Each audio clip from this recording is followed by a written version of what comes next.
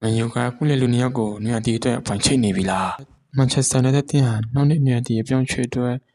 ခုကတည်းကစစ်စီရေးစနေပြီလို့သတင်းတွေကဆိုပါတယ်အထူးသဖြင့်ကုလမှာလူတင်အားဖေးတင်ဖို့ကိုအဓိကထားပြီးပြင်ပနှစ်ယောက်ကိုတတ်မှတ်ထားတာပါတယ်ပထမဆုံးတော့ပတ်သက်ပြင်ပကတော့ Ellis Anderson ပါသူကNottingham Forest မှာကစားနေတာပါအသင်းရဲ့ရ United ဟာသူ့ကိုဘယ်လိုဖြစ်ခွင့်ရှိနေပြီး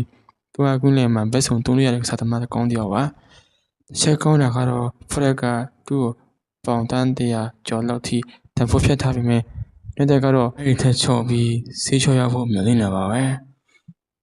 ပိုပြီးရေးကြည့်တဲ့ချက်ကကစားသမားကိုယ်တိုင်ကမယူကိုပြောင်းချင်စိတ်ရှိနေတာပါဒါမဲ့သူ့ကိုစိတ်ဝင်စားနေတာ United တင်းတယ်မဟုတ်ပဲ Chelsea Arsenal လို့တင်းတွေကပါမက်ဆီကြနေတော့အပြောင်းချွေးက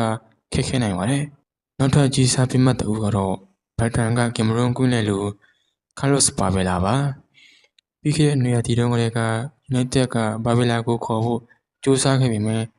ဘက်တန်ရဲ့ပေါင်တရားတန်းဝန်းကျင်စင်းလုံးချောင်းလက်လျှော့ခဲ့ရတာပါ